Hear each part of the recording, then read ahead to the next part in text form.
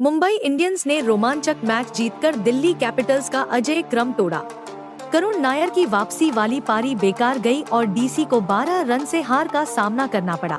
Mumbai Indians (MI) ने एक रोमांचक मैच जीता जिसे जीतने का उन्हें कोई इरादा नहीं था।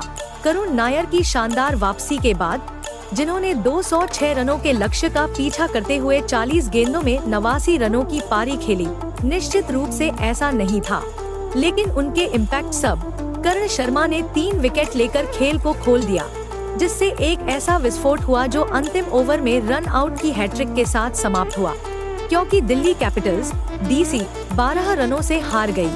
इसका मतलब है कि आईपीएल 2025 में कोई भी अपराजित टीम नहीं बची है।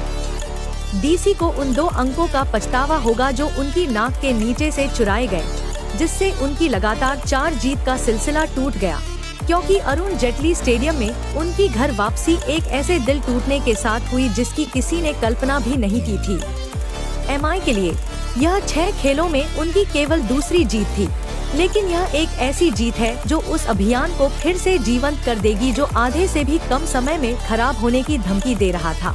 क्या आप जानते हैं, आईपीएल इतिहास में सिर्फ दूसरी बार ऐसा हुआ है कि एक ही ओवर में 3 रन आउट हुए हैं। पहला रन आउट भी वानखेड़े में एमआई के साथ हुआ था 2008 में, जब एमआई को अंतिम गेंद पर 2 रन चाहिए थे। तब युवराज सिंह ने विक्रांत येलिक्ती को रन आउट करके पंजाब किंग्स को 1 रन से रोमांचक जीत दिलाई। एमआई की उस पारी में 5 रन आउट हुए, जो अभी भी एक आईपीएल रिकॉर्ड है। उनमें से 3 अंतिम ओवर में आए। इस सीजन में पहली पारी में 200 से ज्यादा के 12 में से 10 रन सफलतापूर्वक बचाए गए हैं और 2024 के बाद से दिल्ली में 6 आईपीएल मैचों में से प्रत्येक में पहले बल्लेबाजी करने वाली टीम जीती है। डीसी बनाम एमआई में बल्ले से फ्लॉप शो के बाद रोहित शर्मा ने बनाया बड़ा अनचाहा रिकॉर्ड। मुंबई इंडियंस के पूर्व कप्तान रोहित शर्मा का इंडियन प्रीमियर लीग (आईपीएल) में खराब प्रदर्शन रविवार को दिल्ली कैपिटल्स के खिलाफ एक और औसत प्रदर्शन के साथ जारी रहा। रोहित और रयान रिकेल्टन ने बल्लेबाजी करने के लिए बुलाए जाने के बाद टेबल टॉपर्स के खिलाफ आक्रामक रुख अपनाकर अनुकूल परिस्थितियों का फायदा उठाने की कोशिश की। रोहित ने दूसरे ओवर में मिशेल स्टार्क को आउट करके सकारात्मकता के संकेत दिए। 2 चौके और एकमात्र छक्के के साथ रोहित क्रीज पर लंबे समय तक टिके रहने के लिए तैयार लग रहे थे। हालांकि आक्रामकता और सावधानी के बीच संतुलन बनाने की कोशिश में वह अपनी रणनीति से भटक गए। अनुभवी सलामी बल्लेबाज ने स्वीप करने की कोशिश की, गेंद पूरी तरह से चूक गई और स्टंप के सामने पिन हो गए। अपने नाम एक और विफलता के साथ रोहित 18-12 के साथ ड्रेसिंग रूम में लौट आए।